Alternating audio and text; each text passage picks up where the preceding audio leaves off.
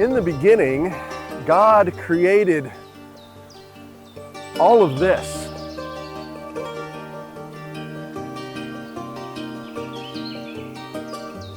The sky and the stars, the sun and rain, mountains and rivers and deserts, the birds of the air, the fish in the sea, wild animals and every creeping thing. And humankind, Adama, people formed of the earth, made in God's image and likeness. And on creation's seventh day, God rested, took a breath, looked around and said, yeah, this is good. No, this is very good. In other words, not only did God rest from God's labors, but taking from the Hebrew meaning, God also took delight in what God created. And after God created humankind, God's first command, a sacred covenant relationship with humankind, was to take care of what God had created. And we know from Matthew 22 that the greatest command we have from God is to love. Love God and love one another, who are created in the image of God. Or as our baptismal covenant says, respect the dignity of every human being, even as we love ourselves. In Matthew 25, Jesus teaches us that what we do or do not do to others, we do or do not do to Him. Taking care of what God created, both the natural world and each other, is the greatest responsibility we have as those created in God's image and likeness. But as we often say in our various Eucharistic and other prayers, we turn away from that responsibility.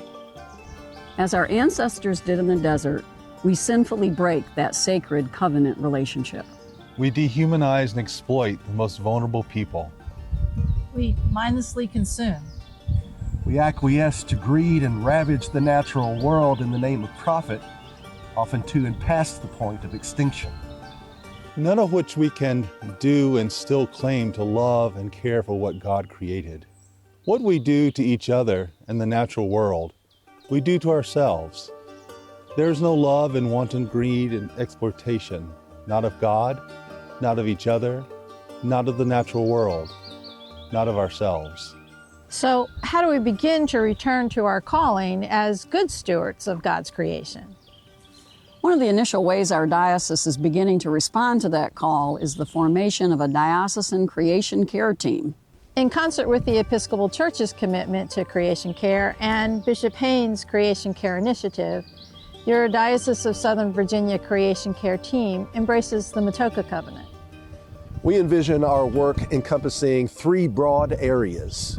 Formation, how we're formed and directed by our faith.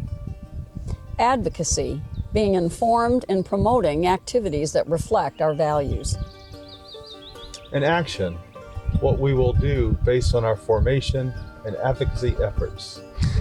And maybe some excursions here and there to help us along the way.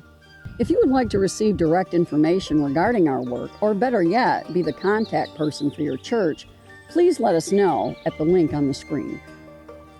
We invite anyone with an interest and the heart to care for God's creation, the natural world, and each other, to join us in our work. The need is urgent, and the time is now. We look forward to working together to care for all God's creation.